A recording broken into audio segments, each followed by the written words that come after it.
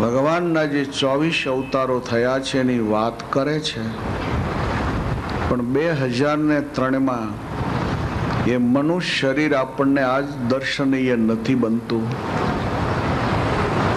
કેવળ એક હનુમાનજી મહારાજનું પાત્ર એવું દેખાય છે કે રામાયણ કાળમાં અંજનાજીની કુખ થકી વાંદર જેવા શરીરને મારુતિએ ધારણ કર્યું હતું.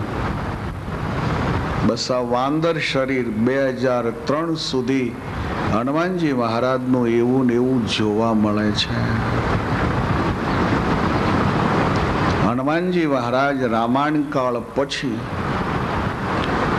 તાદૃશ્ય જે દેખાતા હતા એ હનુમાનજી મહારાજ હવે મૂર્તિ સ્વરૂપે દેખાય છે. જ્યારે એને ઈચ્છામાં આવે ત્યારે કોઈ ભક્તની આગળ વાંદર શરીરે હાજર થાય છે.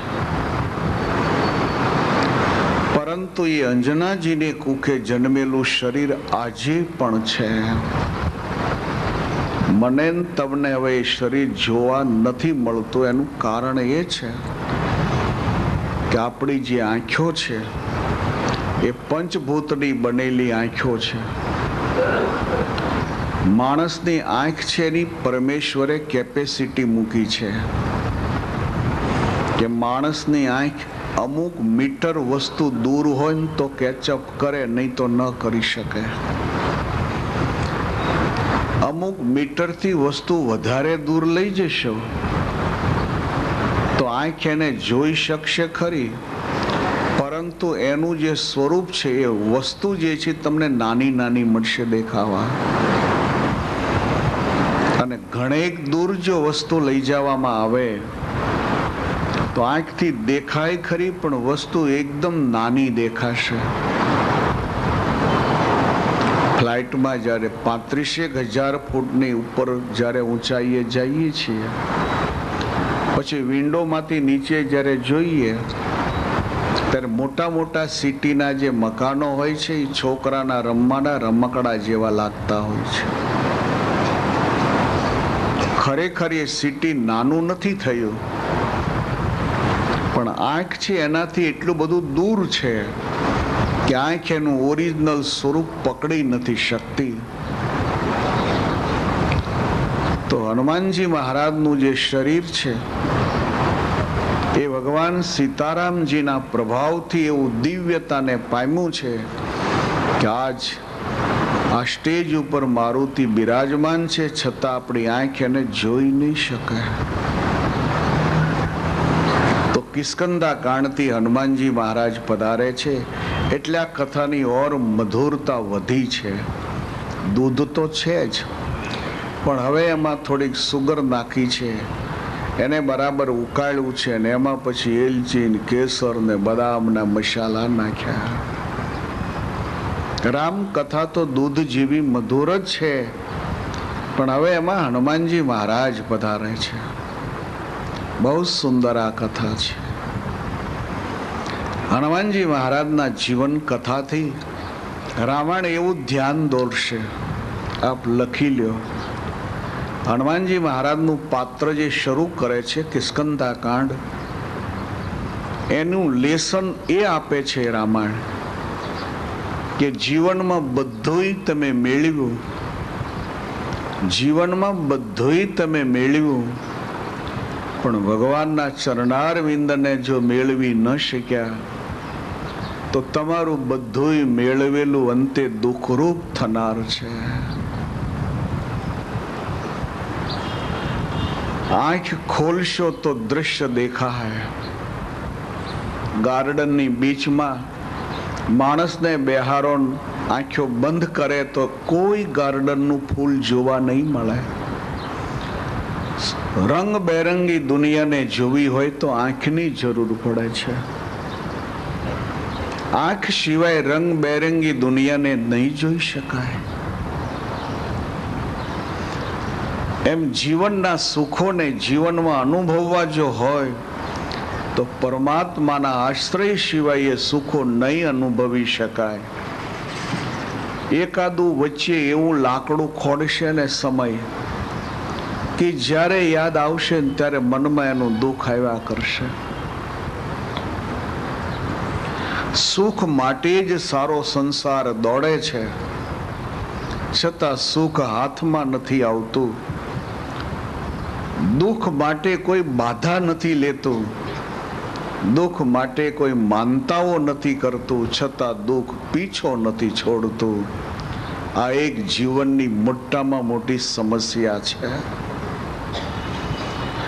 હનુમાનજી મહારાજની કથા શરૂ થાય છે, એનું લેસન મેં લખાયું કે જીવનમાં બધુંય મેળવ્યું તમે, પરંતુ ભગવાનને જો ન મેળવ્યા ને તો એલું મેળવેલું છે એ તમારા જ મોતનું કારણ બનશે.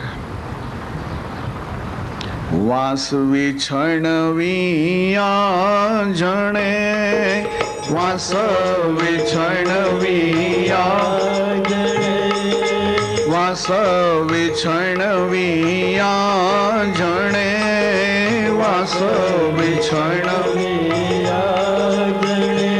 એક સુકે મુખે શરીર ને, એક સુકે મુખે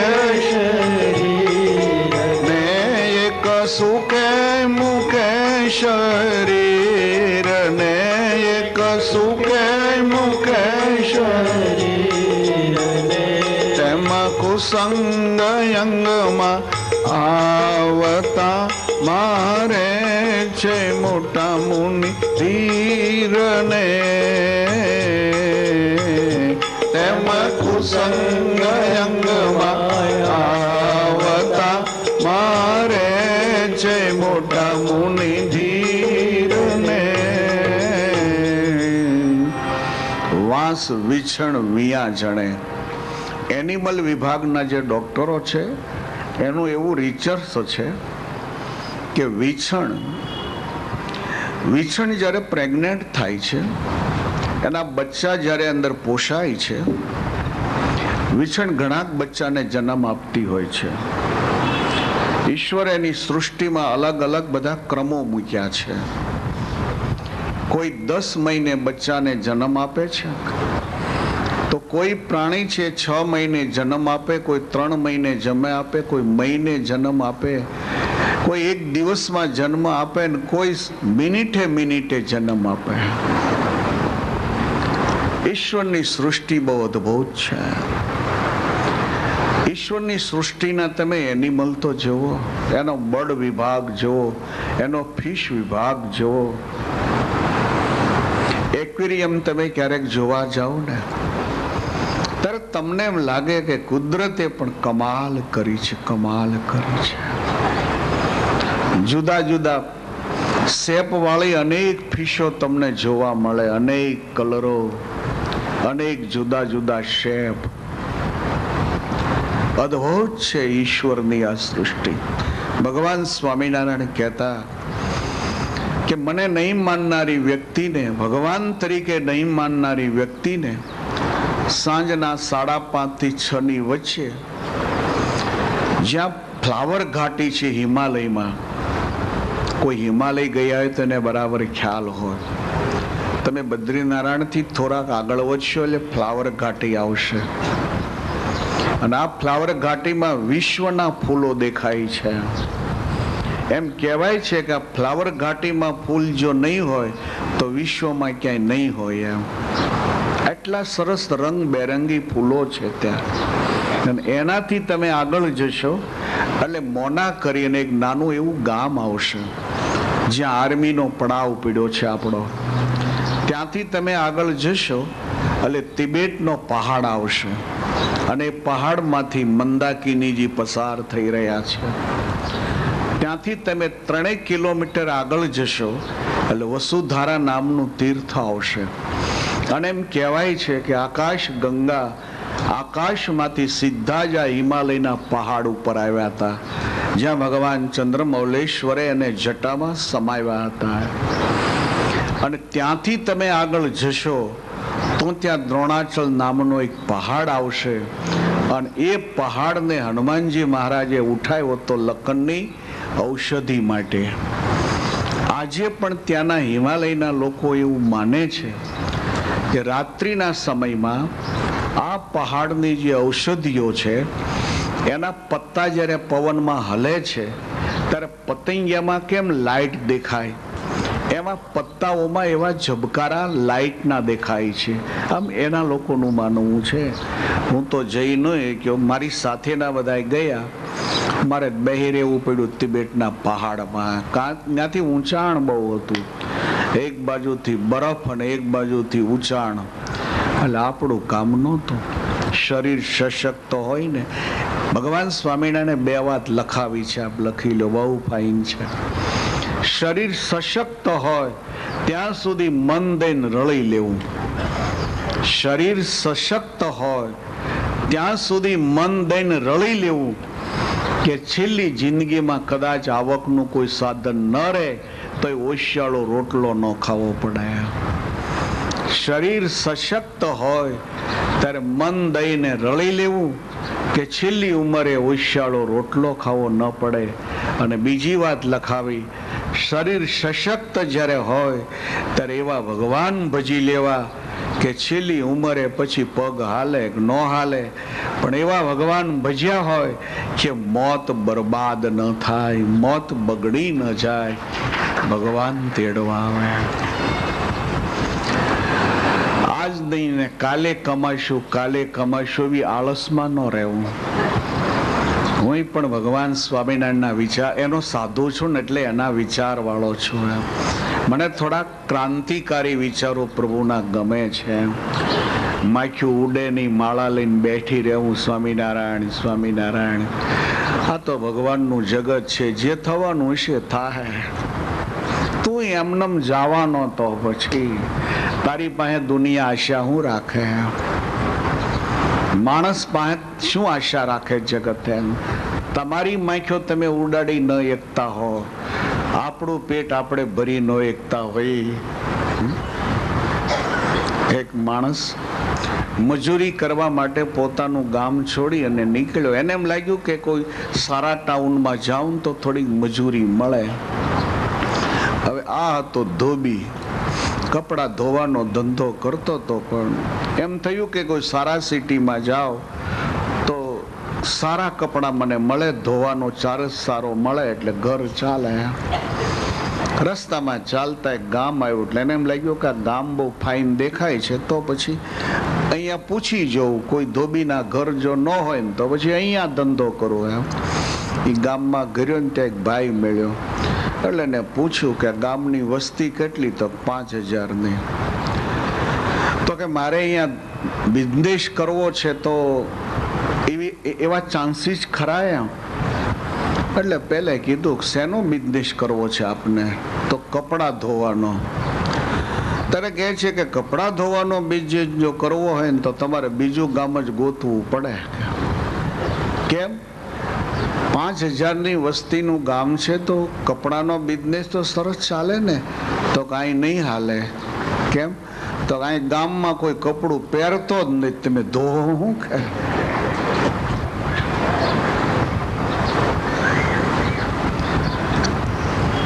જિંદગીમાં એવું કમાઈ લેવું. શરીર સશક્ત ભગવાન ઘણીક વાર તક આપતો હોય છે. એટલે આપણી હિન્દુ સંસ્કૃતિમાં કહેવાય છે તકદીર, તકદીરનું પાંદડું બદલી જાય ને તો માણસ સુખી થાય. તકદીરના પાંદડા તો હવને બદલવા છે.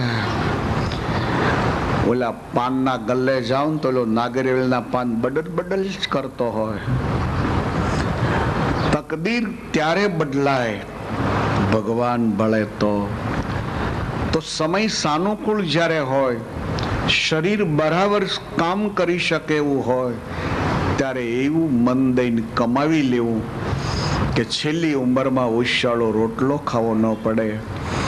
અને શરીર સશક્ત હોય ત્યારે ભગવાનનું એવું ભજન કરી લેવું કે છેલ્લી ઉંમરમાં કદાચ પેરેલિસ થઈ જાય ને તો વાંધો નહીં. પછી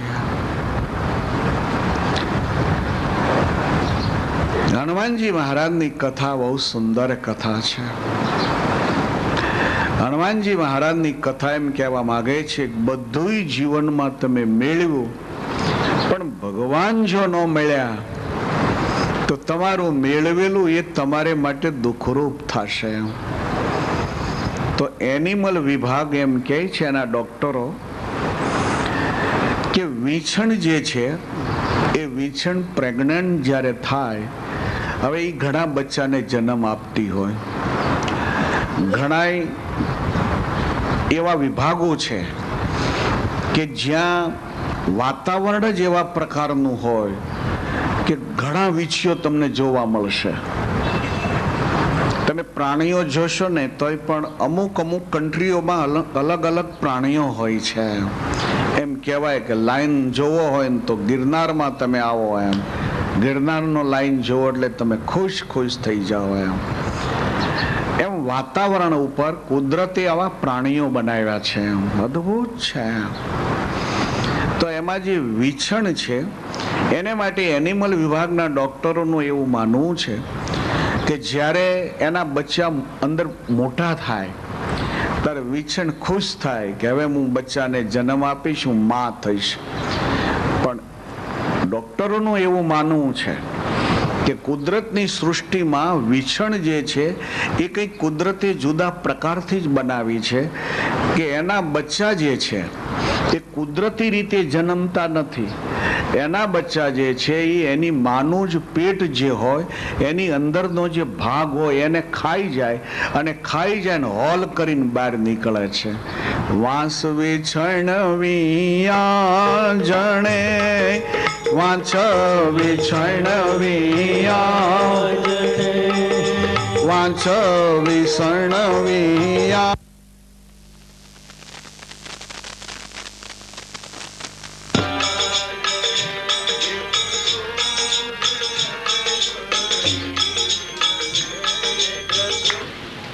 કિષ્કંધા કાંડમાં આવતો હનુમાનજી મહારાજનું જે પાત્ર છે એનાથી એવું લેસન મળે છે કે જીવનમાં બધું જે મેળવ્યું તમે, પણ ભગવાન જો ન મેળવ્યા તો જે મેળવેલું છે એ જ તમારા મોતનું કારણ બનશે. કે જેમ વીછણને પોતાના બચ્ચા જ મોતનું કારણ બન્યા, બચ્ચાનો બોન થતા પેલી વીછણ મોતને ઘાટ ઉતરે છે. એની પ્રાપ્તિ કરો. સનાતન ધર્મ હાથમાં રામ પાત્ર લઈને ભીખ માગો એવું કહેવા નથી માંગતા. આ સંસ્કૃતિએ સંતોષનો અર્થ એવો કર્યો છે કે પૂરી મહેનતથી મેળવવું, છતાંય જ્યારે ન મળે તો જેટલું મળે એમાં સંતોષ માનવું, એને સંતોષ કહેવામાં આવે છે. બીજાનું જોઈ અને એનવીથી સળગવું નહીં, એનું નામ સંતોષ કહેવામાં આવે છે. બીજાને સુખી જોઈને ખુશી થવું, એને સંતોષ કહેવામાં આવે છે. સંતોષનો અર્થ હિન્દુ ધર્મમાં બસ જરૂરિયાત પૂરતું જ કમાવું, બાકી તો બેઠા બેઠા મજા કરો, એને સંતોષ ન કહેવાય. તમારે જરૂરિયાત ન હોય ને તો બીજાને આપો,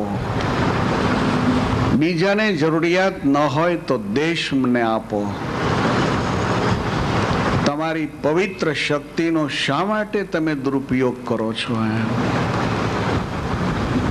પાણી અને શરીરની શક્તિ છે એ દિવસે દિવસે ક્ષીણ થતી હોય છે.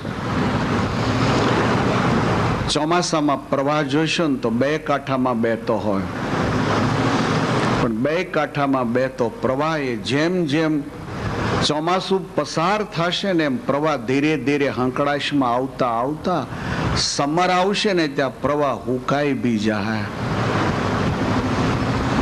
એમ યુવાની જ્યારે હોય છે ત્યારે તાકાત હોય છે, પણ જેમ જેમ સમય જશે ને એમ ધીરે ધીરે પેલી શક્તિ છે સંકળાશમાં આવતી આવતી જ્યાં 70 પહોંચશું ને ત્યાં કાને સંભળાય નહીં, આંખે દેખાય નહીં, પગમાં પંચર, હાથ વાર કહીને ત્યારે આપણે સાંભળીએ હા તમે શું કહો છો. પ્રવાહ અને જીવનની શક્તિ એ ક્ષીણ થાય છે.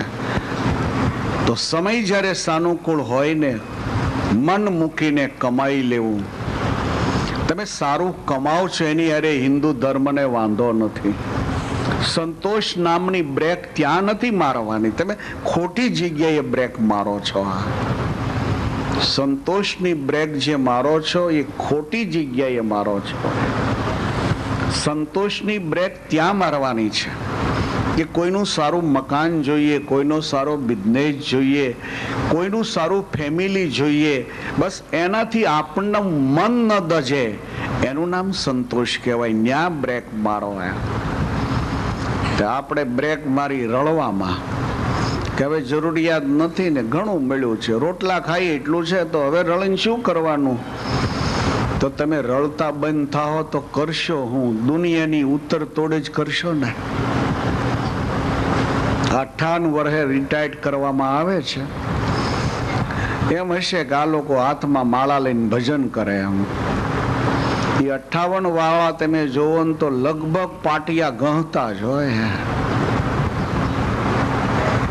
સંત મંદિરે દર્શન કરવા ગયા તો મંદિર આખું કૂતરાથી ભરાઈ ગયેલો. એમ કાળાન, ધોળાન, બ્લેક ને આવા કેટલાય કલરના ડોગ બેઠેલા મોટા મોટા, પગ મૂકવાની જગ્યા નહીં. ભલા સ્વામીજીને લાગ્યું કે આટલા બધા ડોગ આ મંદિરમાં કેમ ભરાઈ ગયા? આ લોકોને તો ઓટલે બેહવાનું હોય, એમ અહીં કેમ બેઠા છે? એટલે સ્વામીજી એક ડોગને પૂછ્યું કે તમને અહીં બેહવાનું હોય? તમારે તો ગામના ઓટલે બેહવાનું હોય, આ મંદિરમાં તમે ક્યાં ભરાઈ ગયા? બોલ્યા ડોગે બહુ સરસ જવાબ આપ્યો. ડોગ કહે છે કે મંદિરમાં બેહનારા અમારી જગ્યાએ બેઠા છે, અહીંયા બેહનારા અમારી જગ્યાએ બેઠા, લે પછી અમે અહીં બેઠા છીએ. ભગવાન સ્વામિનારાયણના 2 સૂત્રો નોંધવા જેવા છે કે જે દિવસે સમય અને શરીર સાનુકૂળ હોય ત્યારે મન મૂકીને 5 પૈસા કમાઈ લેવા. જ્યારે સમય અને શરીર સાનુકૂળ હોય ત્યારે મન મૂકીને ભગવાન ભજી લેવા, કે છેલ્લી ઉંમરમાં પછી ઓછાળું રોટલો ન ખાવો પડે અને છેલ્લી ઉંમરમાં કદાચ પેરેલિસ થઈ જાય તોય મોત ન બરબાદ થઈ જાય. હનુમાનજી મહારાજનું લેસન કે જીવનમાં બધુંય તમે મેળવ્યું, જો ભગવાનને તમે ન ઓળખી શક્યા, ભગવાનને શરણે જો ન થઈ શક્યા, તમે ભગવાનનું આખા દિવસમાં કંઈ ભજન સ્મરણ ન કરી શક્યા, તો તમારું મેળવેલું છે એ જ તમને દુઃખનું કારણ થાય. બહુ સરસ આ લેસન છે. આપણા સનાતન ધર્મે સમયનો 10મો ને 20મો આમ 2 ભાગનો ટેક્સ કર્યો છે. સમયનો 20મો ભાગ ટેક્સમાં માંગ્યો, તો સમયનો 20મો ભાગ એટલે 24 કલાક જે છે એનો 20મો ભાગ 1 કલાક અને 20 મિનિટ થાય. આ મિનિમમ ચાર્જ કર્યો કે હર કોઈ હિન્દુ ધર્મની બેન અને ભાઈ હોય એને આખા દિવસનું ટોટલ મારો તો 1 કલાક અને 20 મિનિટ કમસે કમ હરિસંકીર્તનમાં કાઢવામાં જો આવે તો શાસ્ત્રો એમ કહે છે કે એનું લેવલ બરાબર પકડાઈ રહેશે. ન પકડાય તો અમે જવાબદાર છીએ. આ ઇન્સ્યોરન્સ ઉતારી આપ્યો છે. પણ ટેક્સની ચોરી કરો તો પછી ઈશ્વર કેમ છોડે આપણને? તો હનુમાનજી મહારાજની કથાનો લેસન છે કે જીવનમાં ભગવાનના થઈને રહેજો, બસ તમે ખૂબ સુખી થશો. હવે શું કથા? ભગવાન શ્રી રઘુનાથજી સીતાજીની શોધ માટે પંપા સરોવરથી આગળ વધ્યા છે. આગે ચલે બહુરી રઘુ, રિક્ષા બાંધીએ ને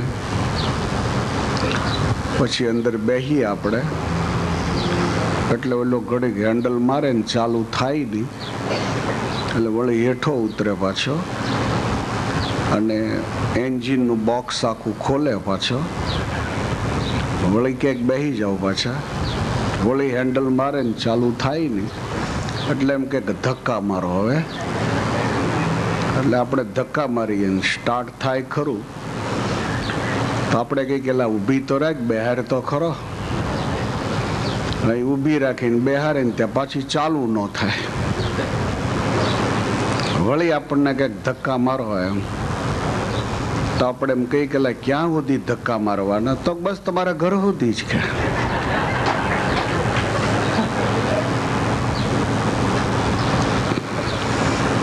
बैटरी व्यवस्था अरे करने की कृपा करे। किष्किंधा कांड में हनुमान जी महाराज पधार्या छे।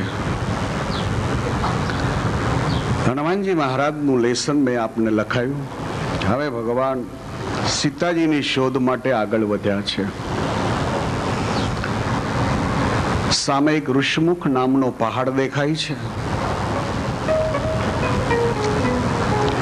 पहाड़नी पर हनुमान जी महाराज आदि मंत्रीओनी साथे सुग्रीव निवास करता हता। भयभीत एवा सुग्रीव सवारनो समय हतो।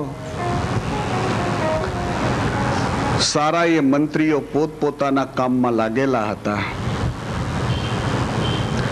अचानक सुग्रीवनुं ध्यान गयुं। क्या सामेथी को बे युवराज कोण चाल्या आवे छे?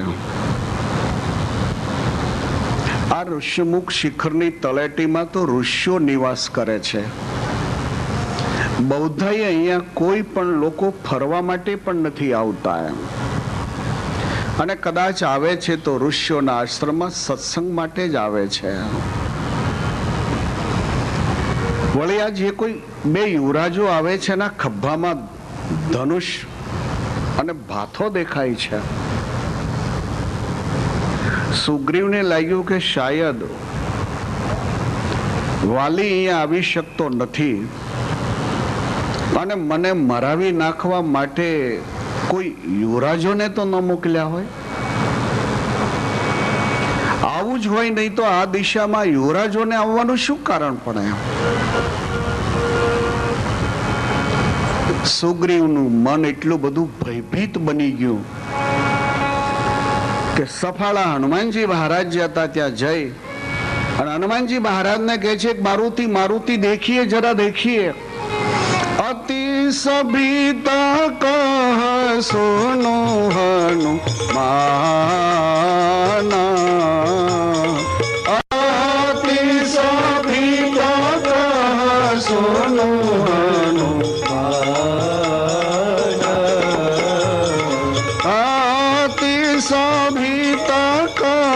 सुनो हनुमाना। आते सभीता सुनो हनुमाना। पुरुष युगल मल रूपानी भाना। पुरुष युगल मल रूपानी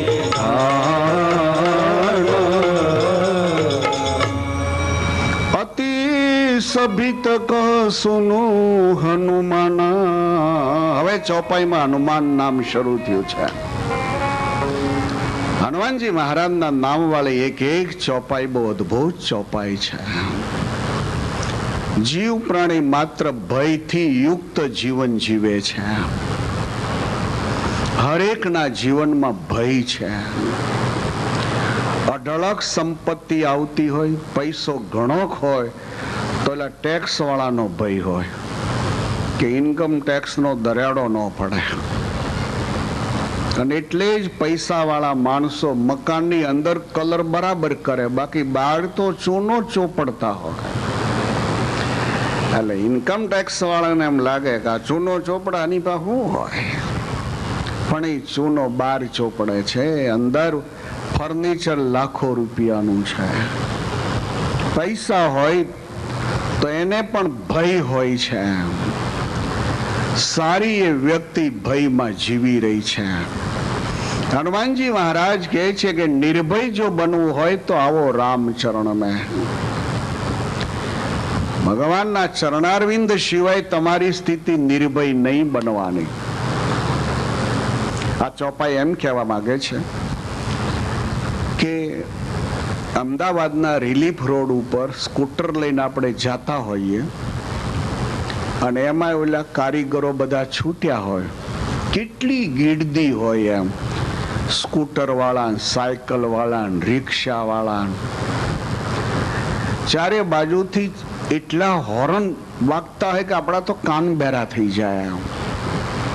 હવે એમાં સ્કૂટર લઈને આપણે નીકળ્યા હોય, પાછળ વાઈફ હોય, વાઈફના ખોળામાં નાનું એવું 6 મહિનાનું બચ્ચું હોય.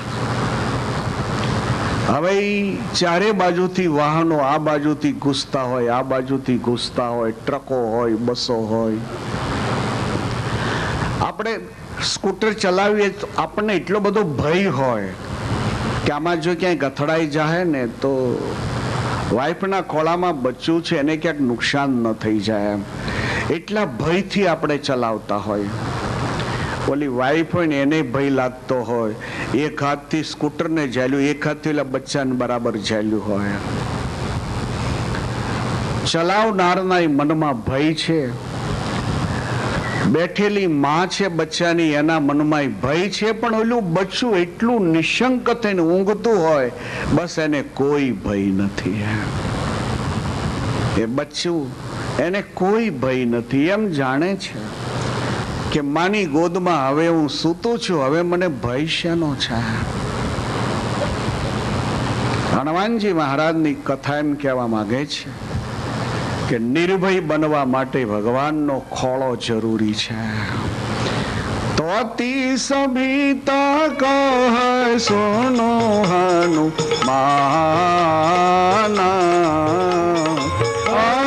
તી સભીતા કહે સોનો હનુમાના, પુરુષાજુ ગાલાય બાલાય રૂપની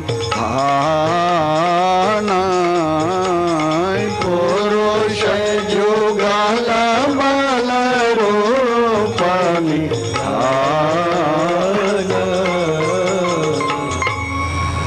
પુરુષ યુગલ બલ રૂપ નિધાના. ભયભીત સુગ્રીવજી હનુમાનજી મહારાજને કહે છે દેખીએ તો સહી મારુતિ. હનુમાનજી મહારાજ કહે છે કે મહારાજ આટલા બધા ભયભીત કેમ દેખાઓ છો? તો તમે સામે જુઓ. હનુમાનજી ઊભા થયા, કિષ્કંધાના રસ્તા ઉપર દ્રષ્ટિ નાખી તો બે યુવાન યુવરાજો ચાલ્યા આવે. બંનેના ખભામાં ધનુષ બાણ ભાથો છે, ઉઘાડા ચરણ છે. હનુમાનજી મહારાજને લાગ્યું કે આ બંને યુવરાજ કોણ હશે?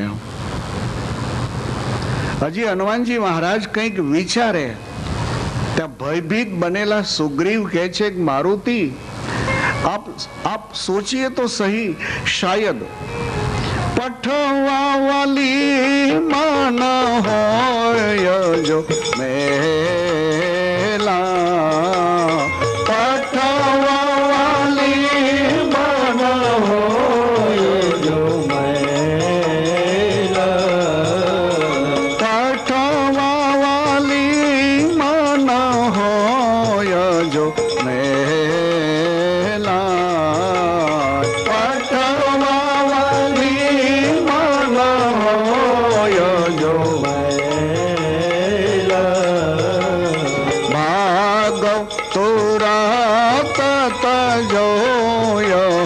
શૈલાય ભાગવ તુરા તત જોયા શૈલા,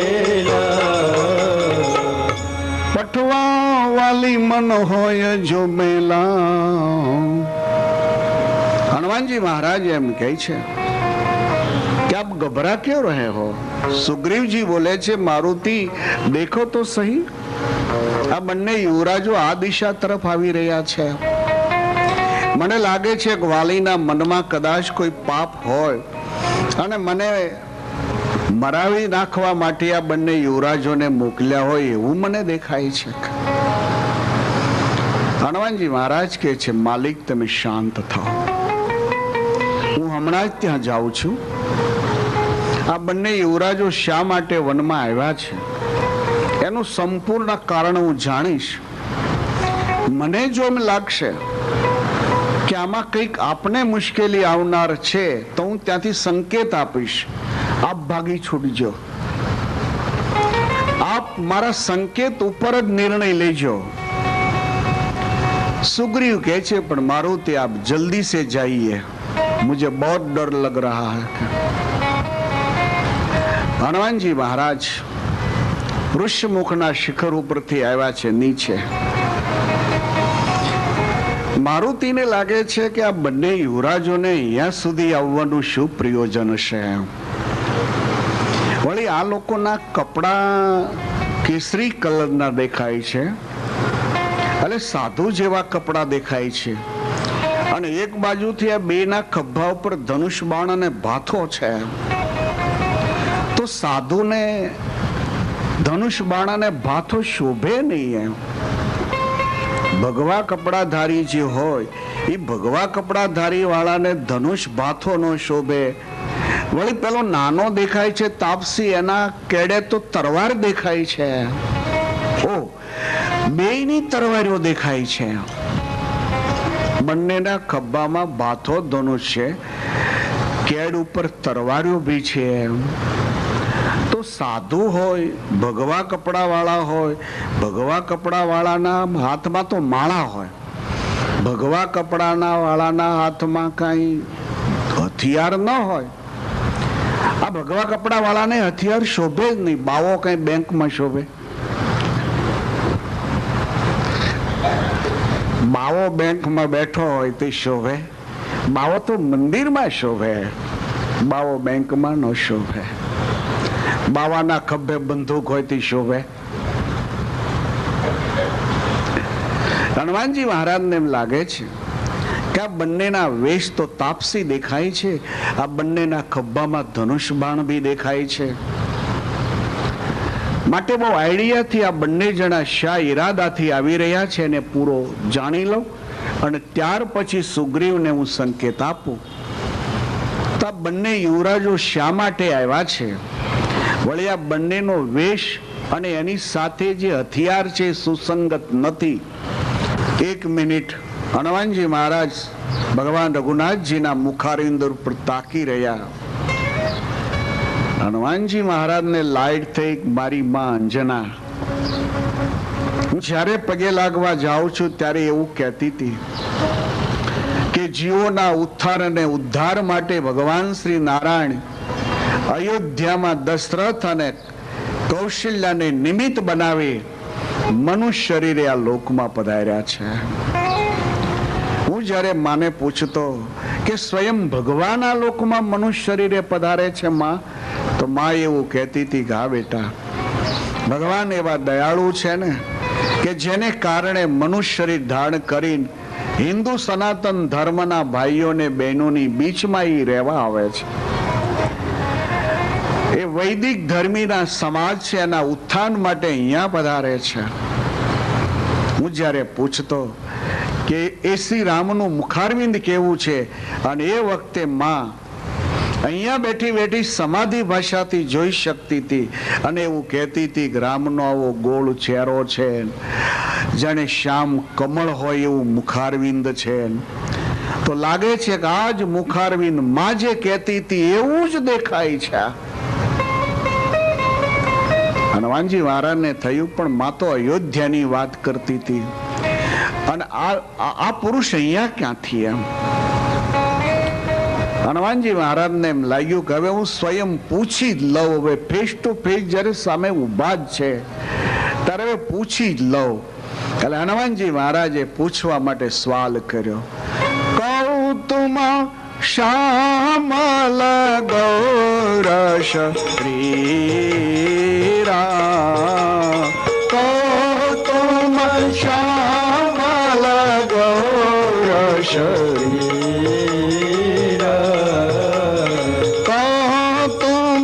શ્યામલ ગૌરશ શ્રીરા, કૌતુમ શ્યામલ ગૌરશ શ્રીરા, છત્રી રૂપા પીર હું બન બીરા, છત્રી રૂપા પીર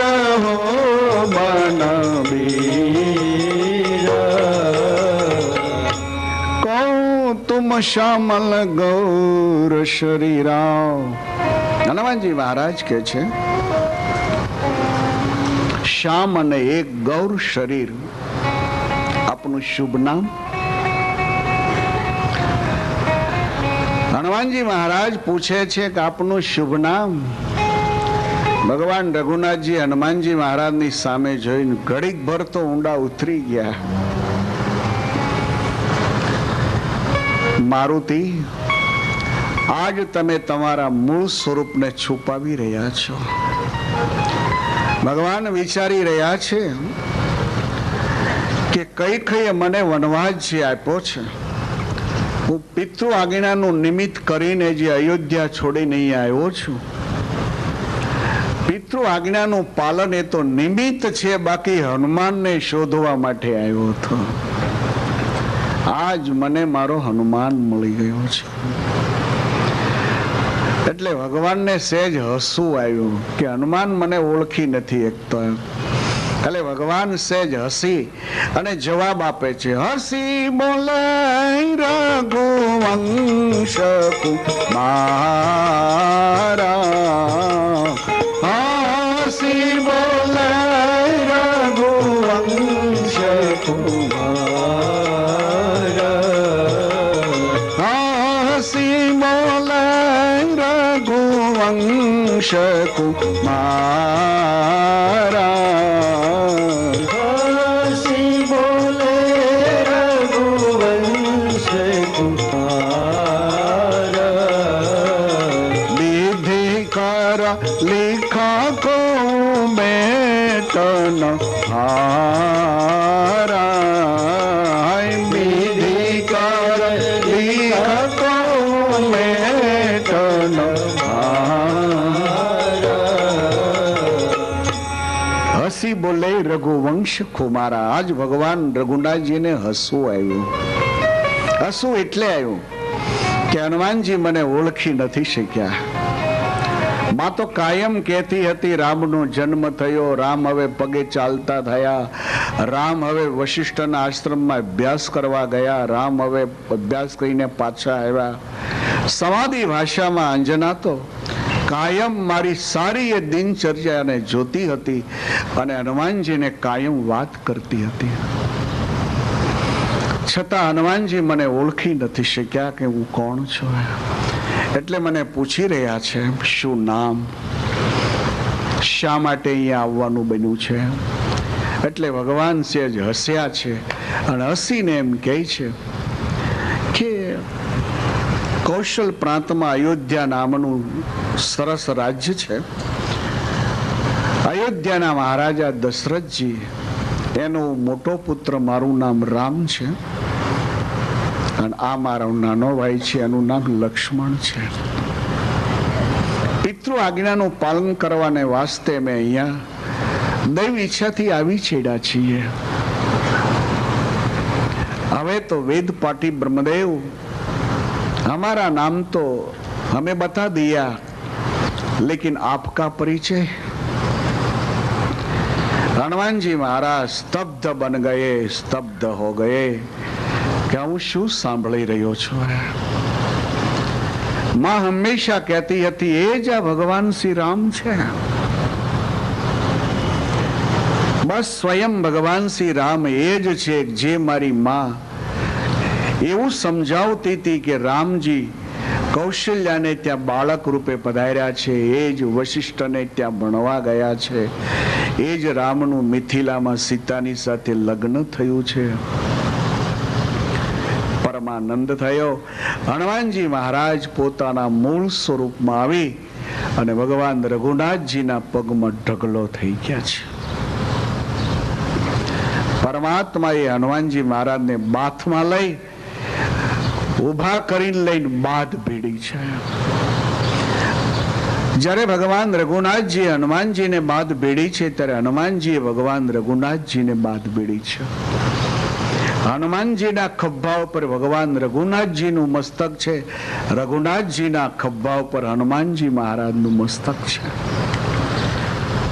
આજ બંનેની આંખોમાંથી પ્રેમની ધારાઓ વહે છે. આજ હનુમાનજી મહારાજ એની આંખના આંસુ એમ કહે છે, પ્રભુ મને એ નથી સમજાતું કે મારા કયા પુરુષાર્થે તારો ભેટો કરી આપ્યો હે. મને એ નથી સમજાતો કે મારા કયા પુરુષાર્થે તારો યોગ કરી આપ્યો છે. તો આજ ભગવાનની આંખના આંસુઓ એવું કહી રહ્યા છે કે જીવનમાં બધોય મળો, જીવનમાં બધોય મળો, છતાં રામ અધૂરો છે કે જ્યાં સુધી હનુમાન ન મળો, હનુમાન ન મળે. જ્યાં સુધી હનુમાનજી ન મળે ત્યાં સુધી રામ અધૂરા છે. અને इसलिए ગોસ્વામીએ હનુમાન ચાલીસામાં ધ્યાન ધર્યો કે તું મારો ભજન રામ કો ભાવે, જન્મ જન્મ કે દુઃખ બિસરાવે. ગોસ્વામી એમ કહે છે કે હનુમાનજી મહારાજ શ્રી રામના નામનું ભજન કરતા હતા, જ્યારે હમારે સરકાર હનુમાનજીના નામનું ભજન કરતા હતા. ઘડીક વારે હનુમાનજી મહારાજ શાંત થયા. ભગવાન શ્રી રઘુનાથજી પણ આજ હનુમાનજીને મળીને ખુશાલ છે. હવે હનુમાનજી મહારાજને વિચાર થયો કે મને તો મારો સ્વામી મળ્યો, મારો ભગવાન મળ્યો, પણ મારા માલિક સુગ્રીવ છે. મને જે ભગવાનનો યોગ થયો છે, ભગવાનનો યોગ હું સુગ્રીવ મહારાજને કરાવું. હનુમાનજી મહારાજનું પાત્ર જુઓ તમે. હનુમાનજી મહારાજનું પાત્ર ખાસ જીવનમાં ઉતારવા જેવું છે. પહેલું લેસન હતું કે જીવનમાં બધુંય મળ્યું, પણ ભગવાનનો આશ્રય જો તમે નહીં કરો તો તમારું મેળવેલું એ જ તમારા દુઃખનું કારણ થવાનું છે. માટે મળેલી વસ્તુ છે એ જીવનમાં કાયમ માટે ટકી રહે ને સુખરૂપ બની રહે, એને માટેનું કોઈ પણ તત્વ જો હોય તો પ્રભુનો આશ્રય છે. નહીં તો એ વસ્તુ મળી છે એ ઢોળાઈ જતા વાર નહીં લાગે. આ પહેલું લેસન. બીજું લેસન હનુમાનજી મહારાજ થી હવે એ મળે છે, હનુમાનજી મહારાજ એમ કહેવા માંગે છે કે જેનાથી તમે સુખી થયા, જેનાથી તમને શાંતિ મળી, બસ એ વસ્તુ તમને જો મળી હોય તો તમારે બીજાને પણ એ વસ્તુ અપાવવી કે જેનાથી તમારા જેવો સુખી થાય. આવી જેની ભાવના હોય એનું નામ હનુમાનજી મહારાજ કહેવાય છે. ભગવાન સ્વામિનારાયણ કહેતા સજ્જનનું લક્ષણ એ છે કે મને મળ્યું છે એનાથી જે સુખ નથી માનતો, બસ મને મળ્યું છે આવું બધાને મળો એમ. હું જેવો સુખી છું એવો બધાય લોકો સુખી થાવ, એનું નામ સજ્જન કહેવાય છે. ભગવાન સ્વામિનારાયણ મહાપ્રભુને વડતાલ જવું હતું, સાથે કાઠી દરબારો હતા. પ્રભુએ વિચાર્યું કે હનુમાનજી થકી તો ઘણીક વાર લેસન આપવામાં આવે છે, પણ માણાના મગજમાં એ લેસન બેહતું નથી કે જે વાતથી તમે સુખી થયા છો, જે મેળવવાથી તમે સુખી થયા છો, એ રસ્તો બીજાને બતાવવો.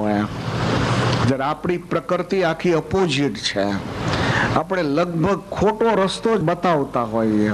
તમે ખાસ માર્કિંગ કરજો, અમેરિકાથી કોઈ અહીંયા આવ્યો હોય, હવે અમેરિકાથી આવે એટલે આપણે એને કહીએ કે અમેરિકામાં કેવું હોય એમ, એટલે તો મોટી મોટી વાતો મળે કરવા, એવા મોટા પોળા મળે વાળવા. આપણે ગયેલા આવું હોય અમેરિકામાં, તો હા એવું જ હોય છે. તો પછી આપણે એમ કહીએ તો પછી અમારો કઈ ચાન્સ ખરો? પાસપોર્ટ મારો તૈયાર જ છે. પાસપોર્ટ લોકો એમ માને છે પાસપોર્ટ તૈયાર હોય ને તો અમેરિકા જવાય છે. પાસપોર્ટ તો ખાલી તપેલી છે, વસ્તુ વગર એને કરો શું તમે? એ ખાલી થાળી હાથમાં લઈને ફર્યા કરવાથી શું થાય? અમેરિકાથી કોઈ માણસ આવે ને એટલે આપણે એમ કહીએ કે અમારો અમેરિકાનો કોઈ યોગ થાય ખરો?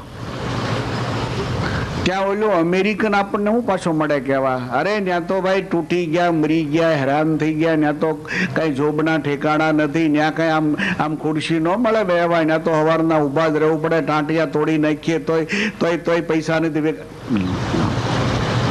તો પછી ઉઈ તું અહીંયા તો અમેરિકાથી ઉઈ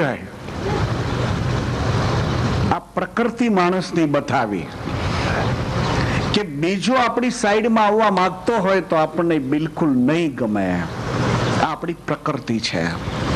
તો હનુમાનજી મહારાજની વિચારધારા એવી છે કે તમે સુખી થાઓ, બસ એવી જ ઈચ્છા કરો, એવી મદદ કરો, એવી ભાવના કરો કે સામો માણસ પણ એવો સુખી થાય. તમારે ક્યાં આપવું છે? તમારે આપવું હોય તો તકલીફ હોય. દેનારો તો ભગવાન છે, તો શા માટે તમે ખુશી નથી થતા? એમ પણ માણસની પ્રકૃતિ આનાથી આખી અપોઝિટ છે. ગામમાં દરબારના ફાધર ઓફ થઈ ગયા. હવે ગામમાં ગોર હોય ને નક્કી કરેલા હોય યજમાનો. અહીંયા અમારે પ્રમણી શાસ્ત્રી બેઠા છે, પણ આ મારા બાજુની વાત છે. હવે આ દરબાર ગામમાં જે ઘરો બે હતા બ્રાહ્મણના, એક ઘરનું આ યજમાન એને વિચાર કર્યો કે દરબારની બધી ક્રિયા તો થઈ ગઈ, પણ દરબાર પાસે ઘોડી બહુ સરસ છે, કોઈ પણ હિસાબે આ ઘોડી લેવી છે. એટલે 2-3 દિવસ થયા, હું પ્રકૃતિ બતાવું છું માણસની. 2-3 દિવસ થયા એટલે જે દરબાર ઓફ થઈ ગયા તેના દીકરા જે હતા એને કહે છે કે આ તો બાપુ મને મળ્યા કે અરે હજી 14 દાડા થયા છે, મારા બાપ મરી ગયા, હજી ક્રિયા બધી કાલે જ પૂરી થઈ, તમને બાપુ મળ્યા? તો હા મળ્યા ને. કે બાપુ ખુશ તો છે ને? અરે ખુશાલ છે. બાપુ તો એવું કહેતા હતા કે મારા દીકરાએ જે મારી પાછળ 13 દાડા સુધી જે કઈ સત્કર્મ કર્યા એ બધા મને મળી ગયા. કે ગોર દાદા મેં એની પાછળ સૈયા, અરે ખાટલોય મળી ગયો, ગાડલું મળી ગયું, ઓશિકું મળી ગયું, બધું મળી ગયું. કે બાપુ કહેતા હતા બધું મળી ગયું. તો કે બધું મળી ગયું, કે તમે જે જે કઈ આપ્યું ને બ્રાહ્મણોને બધું મળી ગયું. પણ એક વાતે બાપુ થોડાક નિરાશ દેખાતા હતા. કેમ? તો બાપુ એમ કહેતા હતા કે મારા દીકરાએ 13 દાડા સુધી તો સરસ બધી ક્રિયાઓ કરીને મને બધું મળી ગયું, શૈયા પૂરી, શૈયા મળી ગઈ, પિંડ મળી ગયા, તર્પણ મળી ગયું, બધું મળી ગયું. પણ બાપુ એમ કહેતા હતા કે સ્વર્ગમાં ઘોડું નથી ને એટલે ફરવા જવામાં તકલીફ પડે છે.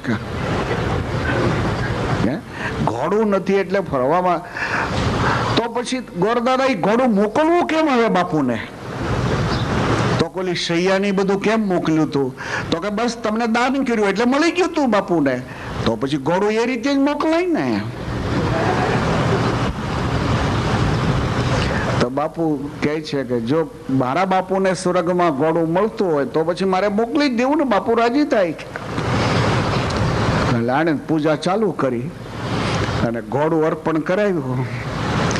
ગોર ખુશ થઈ ગયા, ઘોડું લઈને આવ્યા ઘરે, મજા થઈ ગઈ. હવે બીજે દિવસે પોતાના યજમાન વૃત્તિમાં નીકળ્યા તો ઘોડા ઉપર બેસી નીકળ્યા.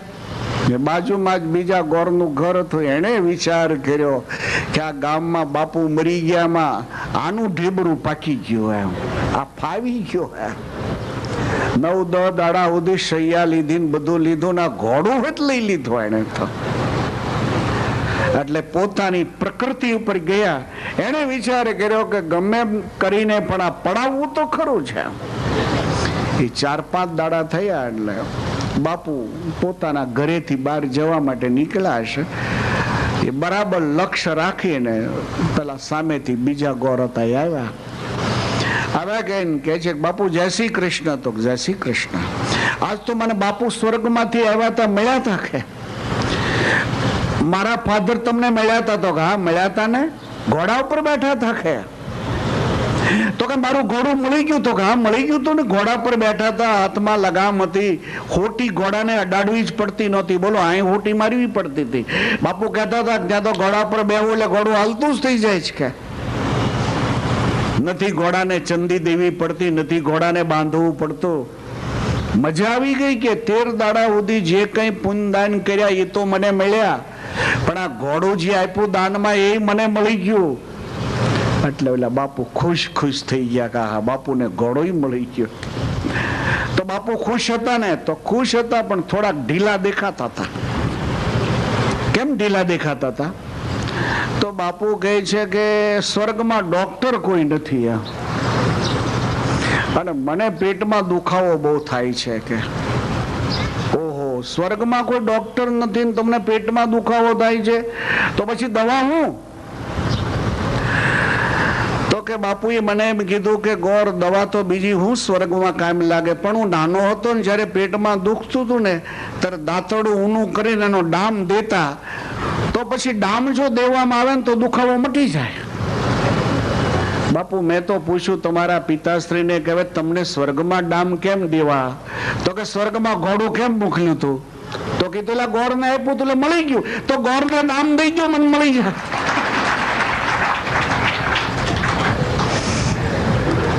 હસી બોલે રઘુવંશ કુમારા, હસી બોલે રઘુવંશ કુમારા, હસી બોલે રઘુવંશ કુમારા, હસી બોલે રઘુવંશ કુમારા, વિધિ કર लिखा को मेटन हारा, विधि कर लिखा को मेटन हारा, વિધિ કર લીખા કો મેટન હારા. હનુમાનજી મહારાજની કથામાંથી એક લેસન કે જેનાથી આપણે સુખી થયા હોઈએ, આપણે બીજાને એ રસ્તો બતાવવો હોય જેનાથી આપણને 5 પૈસા મળ્યા હોય, કોઈ પૂછવા આવે તો એને સારી સલાહ આપીએ. આપવું ન આપવું એ બાજુ પર છે, પણ એને જોઈને ખુશ થવું, એને સાચો રસ્તો બતાવવો. ભગવાન સ્વામિનારાયણ વડતાલ જતા હતા એટલે પ્રભુને વિચાર આવ્યો કે હનુમાનજીનું એક લેસન હું ઘણીક વાર ભક્તોને આપું છું કે જેનાથી આપણે સુખી થયા હોઈએ, બીજા માણસને રસ્તો બતાવવો એમ. પણ આ લોકોના મગજમાં બેસતું નથી. યા તો બેઠું છે તો કેટલાના મગજમાં બેઠું છે. આજ બરાબર હું એક્ઝામ લઉં એની, બરોબર ભાલ પ્રદેશ આવ્યો ને 12 વાગી ગયેલા, એટલે ભગવાન સ્વામિનારાયણ કહે છે કે તરસ બહુ લાગી છે. હવે સાથે બધા ગામેથી દરબારો હતા, કોઈ 5 ગામના, કોઈ 10 ગામના, કોઈ 25 ગામના. હવે એમાં લોહિયાના દરબાર જે સુરાખાચર હતા, ભગવાન સ્વામિનારાયણ પ્રભુને કહે છે પ્રભુ આ તો ભાલ પ્રદેશ, અહીંયા વાયુ ન હોય, કૂવો ન હોય, અહીંયા ગામ સિવાય પાણી ન મળે, અહીં તો ખારા પાણી હોય. પ્રભુ આ લોકો ચોમાસામાં ટાંકામાં પાણી ભરી રાખે ને પછી 12 મહિના સુધી એનો યુઝ કરતા હોય છે. કોઈ ગામ આવે તો પાણી પછી મળે. હવે ઓલી એક્ઝામ લેવી હતી ને એટલે ભગવાન કહે છે પણ મને તો બહુ તરસ લાગી છે, મારાથી તો રસ્તો નહીં કપાય. હવે સુરાખાચર કહે છે તો પ્રભુ આ ઝાડ છે ને એના છાયા નીચે ઘડીક બિરાજમાન થાવ, હું મારી ઘોડી લઈને જાઉં છું, 2 કિલોમીટર છેટે ગામ દેખાય છે ત્યાંથી પાણી લઈને આવું છું હમણાં. એ દરબાર ઘોડી લઈને નીકળ્યા. હવે ઘોડી ચાલી જાય છે, એમાં ખેતરની અંદર એક ફાર્મર બાળક કંઈક ખેતીનું કામ કરતો હશે. તો પેલા દરબારને એમ થયું કે આ છોકરાને પૂછી જો કે પાણી ક્યાં મળશે એમ.